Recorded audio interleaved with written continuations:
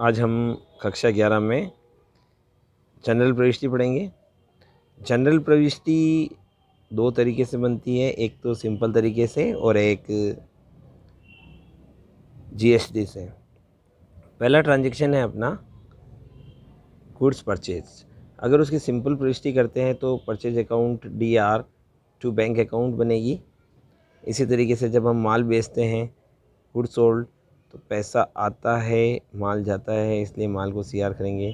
खर्चा expenses all expenses debit होते हैं, इसलिए एक्सपेंसेस को डेबिट करेंगे और बैंक को क्रेडिट करेंगे। अब हम बात करते हैं जीएसटी की।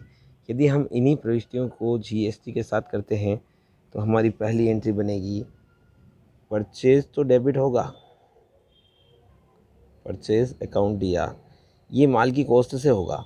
लेकिन जब यहाँ टू बैंक करेंगे तो बैंक में माल की कॉस्ट प्लस जीएसटी भी आएगी। अब इसीलिए जीएसटी डेबिट करेंगे यहाँ पे, input CGST account DR, input SGST account DR।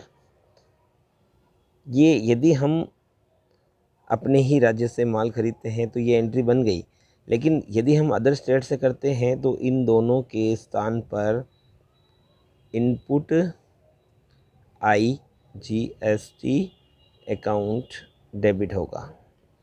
मेरी बात ध्यान से सुनना, या तो यही आएगा या ये आएगा या ये आएगा। इसी प्रकार से माल बेचा तो माल बेचने की एंट्री बैंक टू सेल्स हुई थी, बट अगर हम जीएसटी के साथ एंट्री करते हैं तो बैंक अकाउंट DR। यहाँ हमें जो अमाउंट प्राप्त हो रहा है उसमें माल की कॉस्ट प्लस जीएसटी अमाउंट भी आ रहा है, और टू सेल्स अकाउंट, इसमें केवल माल की कॉस्ट आएगी। और अब जो अमाउंट है जीएसटी का वो आउटपुट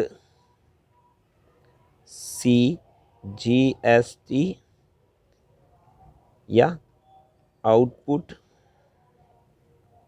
SGST के नाम से आएगा। मेरी बात सुनिए, यदि हम अपने ही राज्य में माल बेच रहे हैं तो हमारी एंट्री हो गई, लेकिन यदि हम अदर स्टेट में माल बेचते हैं तो ये दोनों नहीं आएंगे, और इन दोनों के स्थान पे आएगा हमारा टू आउटपुट IGST अकाउंट आएगा। ठीक इसी तरीके से एक्सपेंसेस में एक्सपेंसेस टू बैंक होता है, लेकिन अगर हम जीएसटी के साथ एंट्री करेंगे तो हमारी एंट्री होगी एक्सपेंसेस अकाउंट डेबिटेड, और टू बैंक होगा। यहाँ एक्सपेंसेस की ओरिजिनल कॉस्ट आएगी, इसमें एक्सपेंसेस प्लस जीएसटी आ जाएगा, इसलिए हमें input CGST account DR, input SGST account DR, ये अपने ही स्टेट से कर रहे हैं तो ये एंट्री होगी। लेकिन अदर स्टेट से जब हम माल खरीदने में खर्चा कर रहे हैं तो इनपुट IGST अकाउंट डेबिट होगा। अब हमारी एंट्री सारी जीएसटी के साथ एंट्री हो चुकी है। ये पैसा हम पेड कर चुके हैं जो इनपुट में है। आउटपुट में हमें चुकाना है।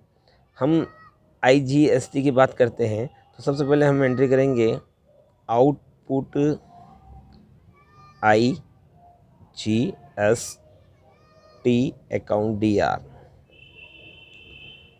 ये लायबिलिटी हमें पेड करनी है।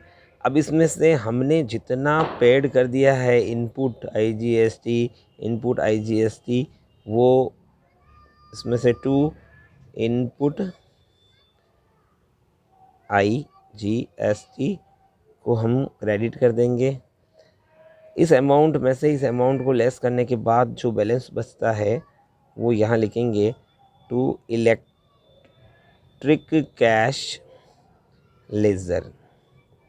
ये हमें राज्य सरकार को पेड करना है। इसी तरीके से हम CGST की एंट्री भी कर सकते हैं, ST की एंट्री भी कर सकते हैं। धन्यवाद।